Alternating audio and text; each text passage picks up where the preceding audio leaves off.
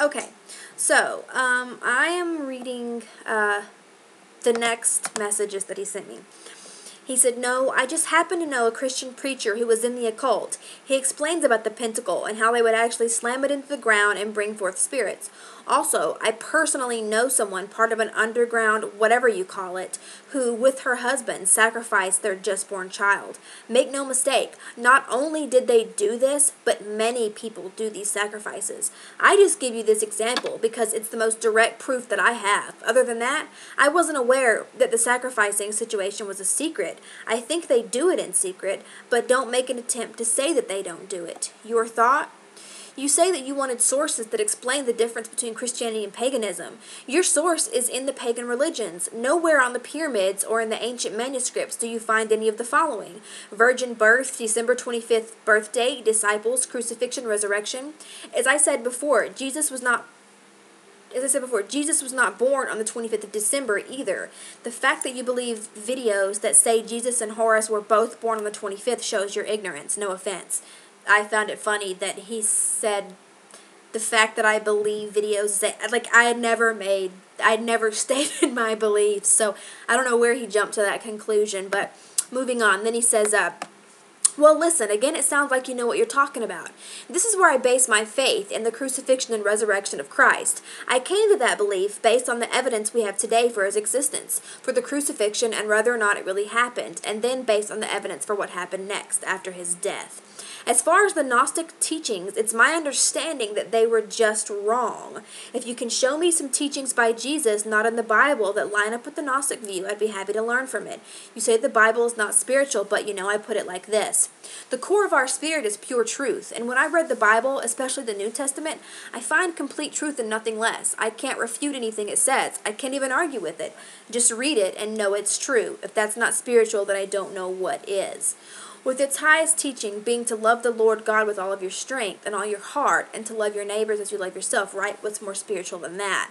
And he follows with, I can send you every verse of the Bible and not one verse is pagan. I say that's a pretty good source for showing that Christianity is original. Show me a verse in the Bible that's pagan. Show me evidence, not claims, that the gospel was copied from an ancient myth. You can vaguely look at the myths and say there's similarities in the myths of the gospel, but then you just need to look at how these pagan myths got started. It's always been my opinion, and I know this sounds crazy to most people, but it's my opinion that there literally was a race, a godlike race on earth. Perhaps the same race that got expelled from his realm. I don't know, but it makes sense. We don't know how people possibly built the pyramids. In fact, we doubt we have the technology to duplicate them today. Yet they're there, aren't they? And on those same pyramids lies your pagan myths.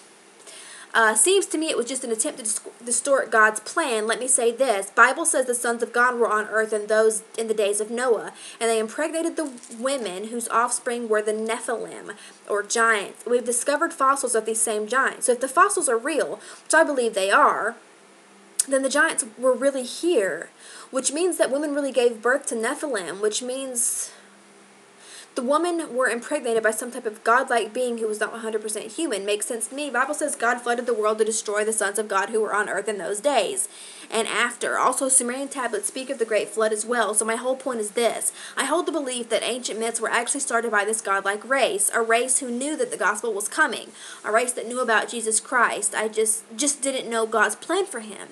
The only thing I have to support my belief is the book of the prophet Enoch. The Bible mentions him in the Old Testament, and even Jesus mentions Enoch. And the book of Enoch is still part of the Ethiopian church to this day. Enoch basically just says, these are the people who came to earth, here's their names, blank, blank, blank, blank, blank, blank, and what each one taught, blank, blank, blank. You should read that book if you haven't. And my response to him is pretty lengthy. I said, yeah, this is going to take some time.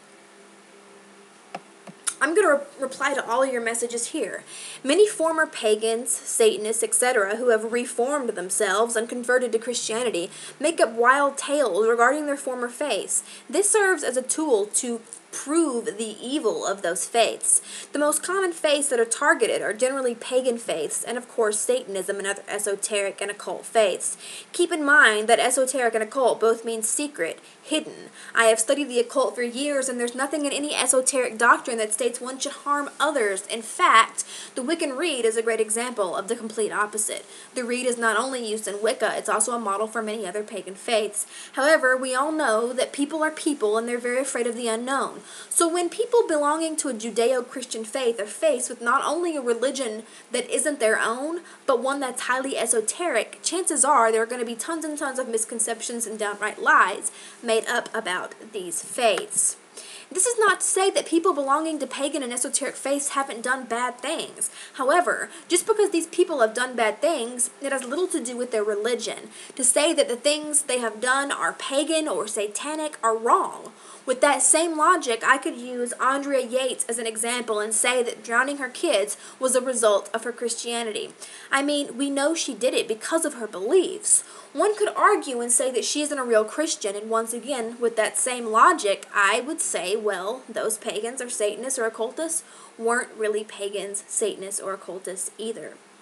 Now, regarding this, and I'm quoting him, you said you want sources that explain the difference between Christianity and paganism. Your source is the pagan religions. Nowhere on the pyramids or in the ancient manuscripts do you find any of the following: virgin birth, December 25th, birth date, disciples, crucifixion, resurrection.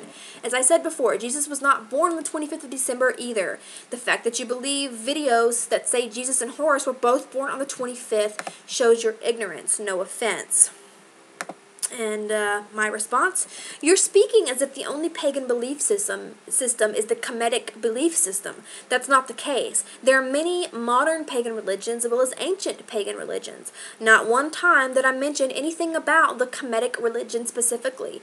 For example, what about Krishna? Their lives are so similar that some scholars even speculate they may be the same being. What about Mithra or Osiris even? Sure, some of these deities may not have had a virgin birth, but other parallels between them are almost staggering. December 25th is a date that simply represents the winter solstice, a time when many god-man heroes were said to have been born. If you want to talk about Kemeticism, then we could even say there are striking parallels between the life of Osiris and Jesus. Now, you said this: as I stated before, Jesus was not born on the 25th of December. The fact that you believe videos said that Jesus and Horus were born on both the 25th shows your ignorance. No offense. I replied, I never once stated my beliefs regarding the videos I watched. Never. In fact, you know very little about my belief system because I have said very little about it. Not once have I said that I believe that Jesus and Horus were both born on December 25th. Not once. In fact, not once have I stated my beliefs regarding the many videos out there dealing with Christianity versus paganism. You shouldn't make assumptions, especially assumptions that are based on absolutely no evidence to the claims you're making, and even more especially when they are personal claims about someone whom you know damn near nothing about. That shows your ignorance. No offense. Moving to part 3 and his message and my response.